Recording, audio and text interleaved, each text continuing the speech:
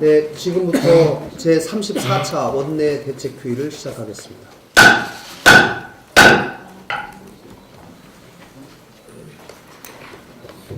네, 어제 3월 임시국회 소집 요구서가 제출되어서 7일날 임시국회가 개회됩니다. 정말 다행입니다. 그러나 엄밀하게 말해서 제대로 된 국회 정상화는 아닙니다. 국회 의사 일정에 합의된 것이 아무것도 없습니다. 또 임시국회에서 무엇을 핵심으로 진행할지도 결정된 것이 없습니다. 그러면서 민주당과 한국당은 마치 경쟁하듯이 임시국회 소집 요구서를 제출했습니다. 지난 1월과 2월에는 양당이 보이콧 경쟁을 하더니 이번에는 소집 요구서 제출 경쟁을 하고 있습니다. 양당은 민생을 위한 경쟁이 아니라 자존심 경쟁을 하고 있습니다. 일정 합의도 없이 국회 소집만 따로따로 하게 된 것에는 정부 여당발 악재를 어떻게든지 막겠다는 민주당의 막무가내 태도 때문이었습니다. 민주당이 그런 정도의 의지로 경제와 민생을 돌봤다면 우리 경제가 이토록 어려워지고 민생이 힘들어지지는 않았을 겁니다. 무엇보다 국가 권력을 견제하며 균형을 잡는 일은 국회가 해야 할 마땅한 의무입니다. 민주당은 이러한 국회의 의무를 방기하고 있습니다. 지금의 문재인 정부가 있을 수 있었던 이유는 국정농단 사건을 명확하게 밝히기 위해서 국회가 해야 할 일을 제대로 했었기 때문입니다. 대통령에 대한 탄핵도 바로 여야를 떠나서 국회의 의무와 책임을 다하려는 태도 때문이었기 때문입니다. 민주당은 이 점에 대해서 분명하게 맹성해야 합니다. 이번 3월 임시국회 소집은 교섭단체 간 합의도 없이 열리게 되었습니다. 이제 모든 안건을 각 상임위마다 개별적으로 논의하고 진행하게 될 것입니다. 각종 의혹들에 대해서는 철저한 진상규명을 위한 방향으로 진행되어야 합니다. 필요하면 상임위 차원의 질의 수준을 넘어서 청문회, 국정조사, 특검 등의 도입도 논의되어야 할 것입니다. 민주당은 각종 쟁점 사항에 대해서 국회로서 책임과 의무를 잊지 말고 야당이 요구하는 진상규명에 대한 요구를 받아들여서 진행해야 합니다. 한국당 역시 임시국회가 지나친 정쟁으로 가지 않고 민생 문제 해결을 위한 진정한 일하는 국회의 모습을 보여줄 것을 촉구합니다. 미세먼지가 없는 날이 언제였는지 기억이 나지 않을 정도입니다. 서울 지역의 경우 지난달 20일부터 어제까지 13일 동안 초미세먼지 농도가 보통을 기록한 날은 단 하루에 불과했습니다. 이러한 최악의 대기 상태는 문재인 정부가 취임한 이후 지속되어 왔습니다. 정부 차원의 대책을 내놔야 할 때가 훨씬 지났지만 문재인 정부는 여전히 하늘만 쳐다보고 있습니다.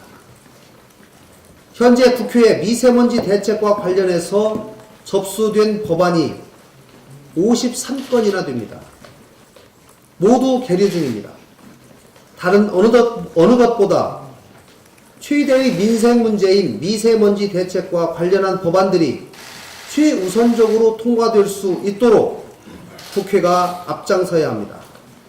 바른미래당이 앞장서겠습니다. 양당의 적극적인 협조를 요청합니다. 이상입니다. 네, 5일째 대한민국이 꾸였습니다. 대한민국을 미세먼지가 뒤덮고 있는데 국회에 미세먼지가 뒤덮고 있는 것은 벌써 2달이 훨씬 넘었습니다.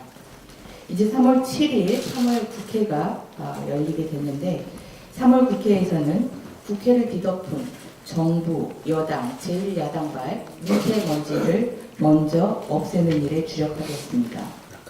첫 번째로 손혜원 의원과 서영교 의원의 행태로 인한 미세먼지를 제거하기 위해서 상위 차원의 청문회와 이해충돌 방지법 통과를 위해 노력하겠습니다. 그리고 환경부 블랙리스트발 미세먼지를 제거하기 위해서 상위 차원의 청문회와 낙하산 방지법 통과를 위해서 노력하겠습니다. 그리고 제1야당과 여당발 망언에 의한 미세먼지를 제거하기 위해서 홍익표 의원의 당직 사퇴와 당 차원의 사과를 요구합니다. 또한 5.18 왜곡 망언에 대해서 자유한국당은 김진태 의원과 김술래 의원을 당장 징계할 것을 요구합니다.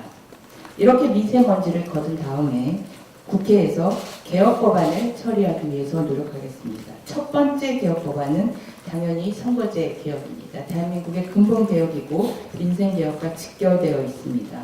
더불어민주당은 이 개혁 법안을 논의함에 있어서 개혁 법안이 아니라 본인들의 밥그릇을 지켜주는 법안으로 인식하는 자세부터 고치시길 바랍니다.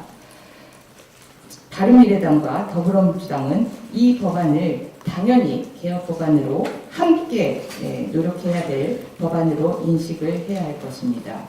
그리고 바른미래당은 3월 동안에 그동안 정책 수요 조사를 벌였던 결과를 가지고 정책 전달을 받고 수렴하는 활동들을 쭉 해나가겠습니다. 그리고 2019년 바른미래당의 국회의 역할에 반영하도록 하겠습니다.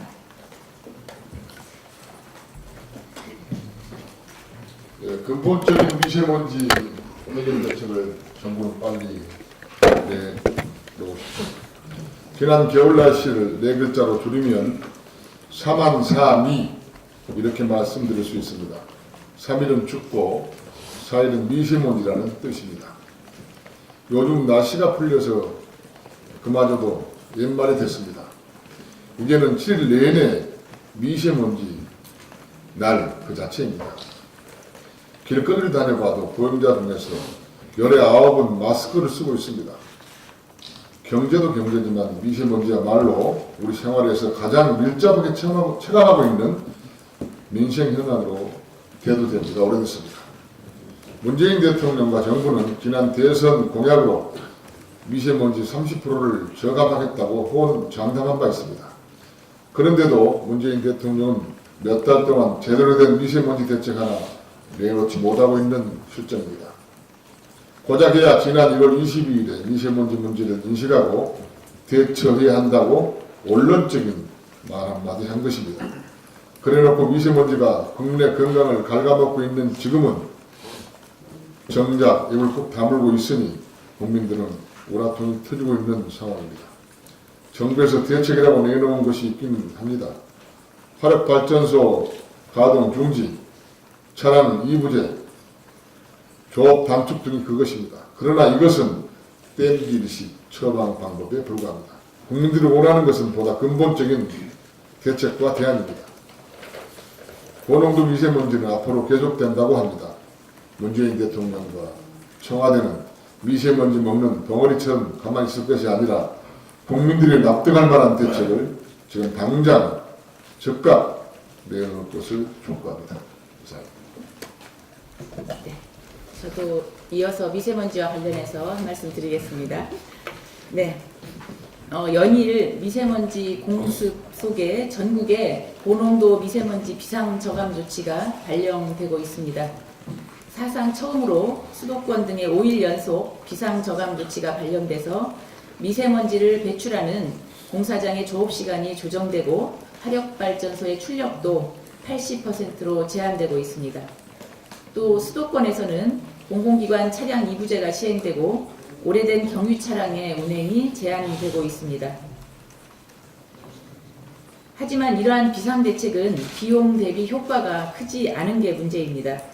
저희 의원실에서 발전 공기업 5사로부터 제출받은 자료에 따르면 지난 한 해 동안 미세먼지 대책에 따른 석탄 발전소의 가동 중단으로 발전사들이 입은 손실은 265억 원가량 됐습니다. 또 이들 노석탄 발전기들이 가동을 중단하는 대신 더 비싼 LNG 발전기가 돌아가면서 올라간 한전의 전력 구입비도 수백억 원에 달합니다. 그런데 반면에 미세먼지 저감 효과는 아주 미미한 수준입니다. 지금 전국에 고농도 미세먼지 비상 저감 조치가 발령되고 있지만 국민들은 미세먼지 경보 재난 문자만 보내면 할 일 다 한 것이냐는 비판이 많다고 합니다. 환경운동연합 공동대표를 맡고 있는 장재현 아주대 의대 교수의 연구 결과에서도 차량 이부제의 미세먼지 저감 효과는 거의 없는 것으로 나타났습니다. 장 교수에 따르면은 평소에는 자동차 운행을 줄이는 게 가장 중요한 미세먼지 대책이지만 미세먼지 수치가 높은 날에는 차량 이부제가 공무원과 국민만 힘들게 할 뿐 효과는 없다는 것입니다. 대기가 정체된 날에는 오염물질이 아래에 갇히는 현상이 나타나는데 미세먼지 오염도가 높아진 후 뒤늦게 차량 운행 제한이나 비상대책을 해봐야 효과는 극히 미미하다는 것입니다. 이런 대책으로 국민을 불편하게 하고 국민들의 세금을 투입하는 건 낭비라고 할 수 있습니다. 결국 가장 좋은 방법은 평소에 오염도를 낮춰서 미세먼지 발생을 사전에 예방하는 것입니다. 미세먼지 비상저감 조치가 발령될 때만이 아니라 석탄 발전 자체를 줄이는 대신에 미세먼지 배출이 거의 없는 원자력과 신재생 발전을 늘리고 경유 차량을 줄이는 대신 전기차 등 친환경차를 늘리는 등의 대책으로 나아가야 할 것입니다. 이상입니다.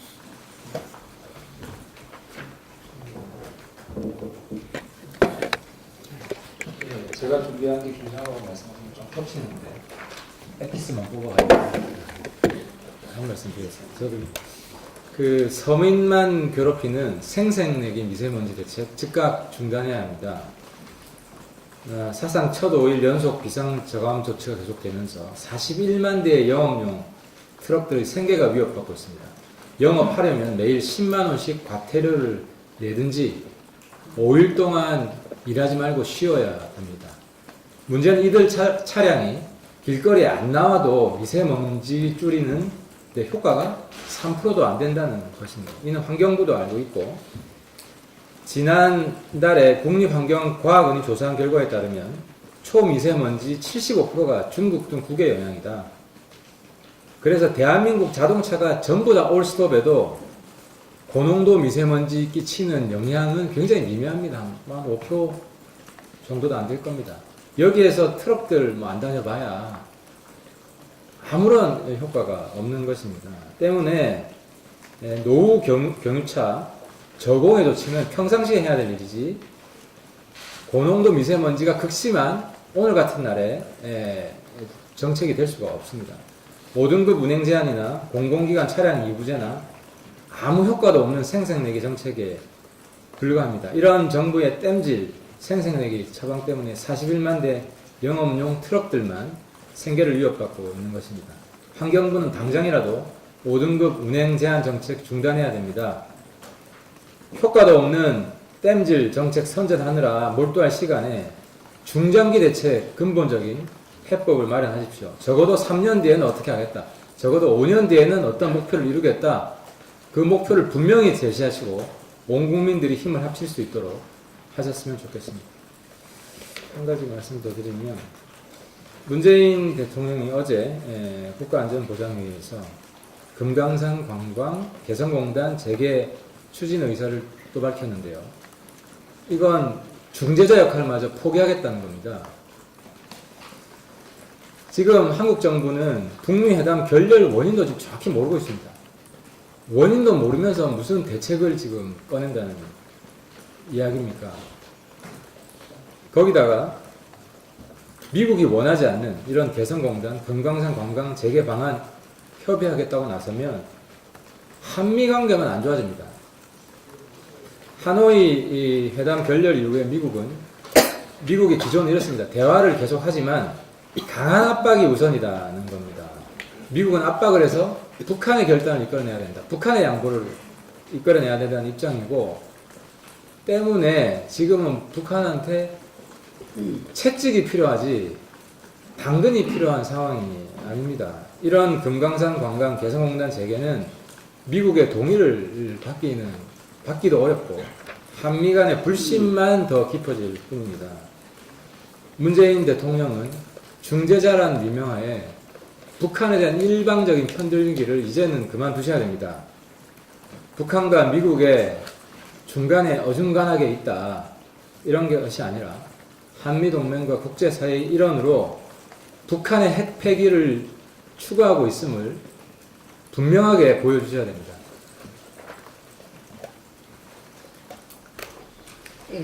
보건복지위원회 감사를 맡고 있는 최도자 의원입니다. 국민연금기금운용본부가 2018년 국민연금기금 수익률을 발표했습니다. 2018년도 연간 수익률은 마이너스 0.92%로 그 손실액은 5조 9천억 원에 달합니다. 2008년 세계 금융위기 이후 10년 만에 마이너스 수익률입니다. 국민연금 수익률이 목표 수익률보다 1% 낮아지면 기금 고갈 시점은 8년 앞당겨진다는 연구 보고도 있습니다. 안 그래도 노후 자금이 고갈될까 걱정이 많은 국민들 시름이 더 깊어지고 있습니다. 국민연금의 존재 이유는 명확합니다. 국민의 불안한 노후를 대비하도록 639조 원의 기금 적립금을 잘 운영하여 안정적으로 지급하는 것이 그 첫 번째 본분입니다. 그러나 현 정부는 국민연금을 국민노후보장 기능보다 대기업 길들이기의 도구로 보는 것은 아닌지 우려됩니다. 대기업 오너가에 대한 감시, 견제 필요합니다. 그러나 국민에게 당장 시급한 것은 국민연금의 수익률 제고입니다. 정부는 국민연금의 자산 배분 포트폴리오에 문제가 없는지 다시 검토하고 수익률을 극대화하기 위한 방안을 제시해 주길 바랍니다. 이상. 정책부대표 최일입니다.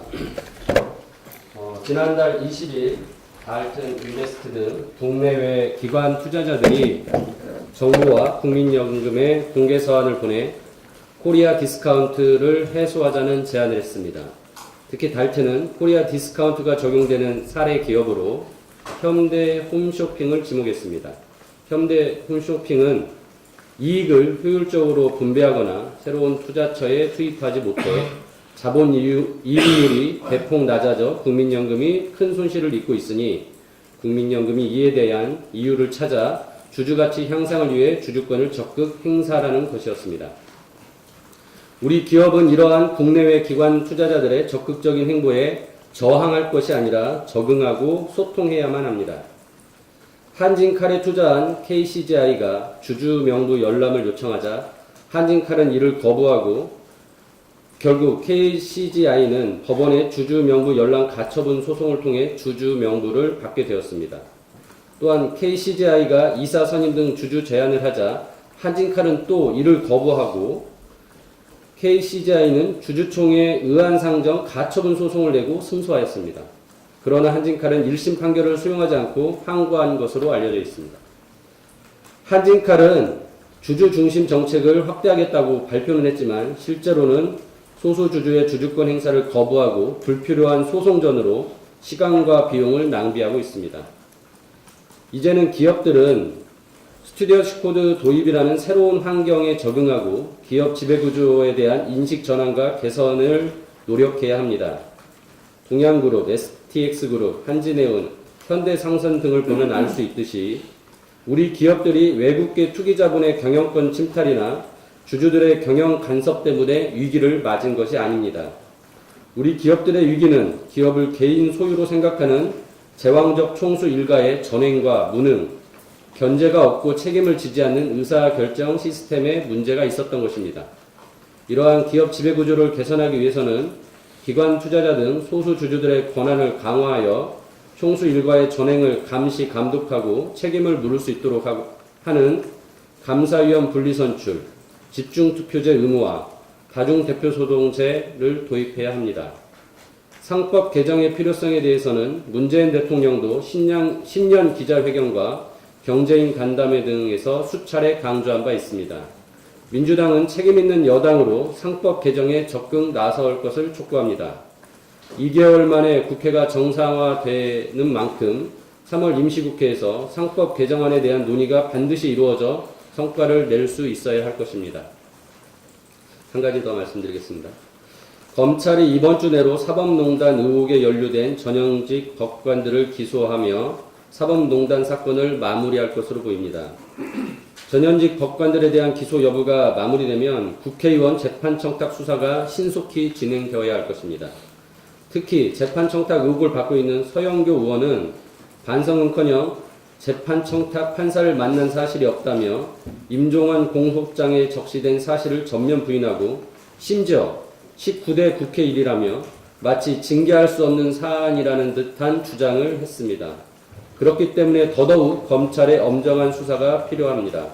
검찰은 거대 양당의 눈치를 보지 말고 국회의원 재판 청탁에 대해 신속하고 엄정한 수사를 통해 명명백백히 밝혀낼 것을 촉구합니다. 이상입니다. 네, 과방위간사 신용현 의원입니다. 어제 대전에서 연구목적기관 지정을 위한 공공기관 운영법 개정안 통과 1주년 세미나를 개최했습니다. 공공기관 운영법 개정은 저희 연구기관 경험을 바탕으로 연구기관의 연구 자율성 확보를 위해 20대 개원 초기 발의됐고 입법 취지를 공감한 여러 의원님들 힘으로 작년 국회를 통과한 바 있습니다.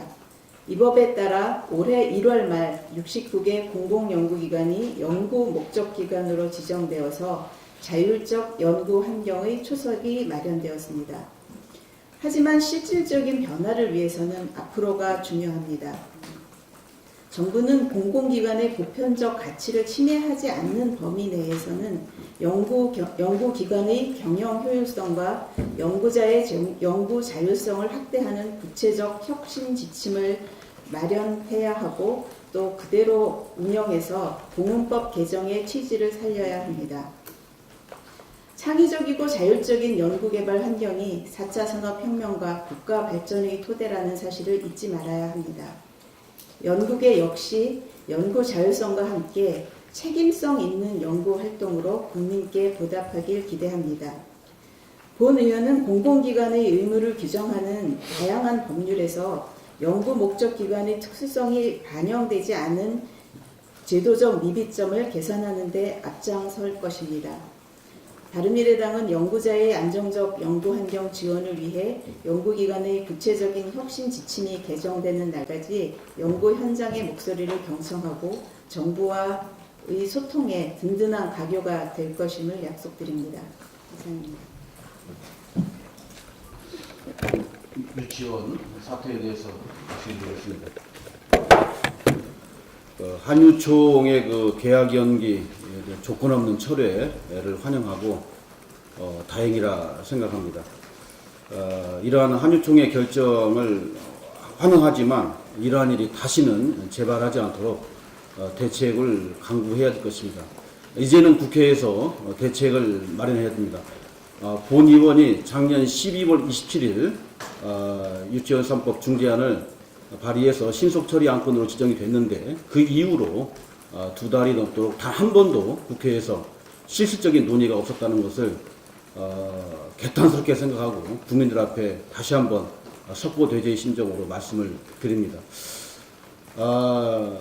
민주당은 아무런 울림 없는 공허한 구호 정치를 즉각 중단하고 한국당도 묻지마식 발목 잡기 정치를 즉각 중단하면서 이번 3월 국회에는 실질적으로 유치원 3법이 심도 있게 다시 논의가 되어서 국민들에게 안심하고 아이들을 유치원에 보낼 수 있도록 선물을 드려야 될 것입니다.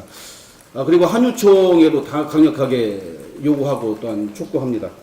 국회의 입법적 결정에 동의해주고 유아교육의 공공책무와 공공성을 확보하는데 확립하는데 협력을 다해줄 것을 다시 한번 촉구하고요. 교육부에도 다시 한번 촉구합니다. 한유총과의 그 진정성 있는 대화를 통해서 유치원 3법이 국민적 축복 속에 합의 통과되도록 일방통행식 압박이 아닌 품격 있게 성의를 다해서 대화에 나서 주실 것을 촉구합니다. 이상입니다.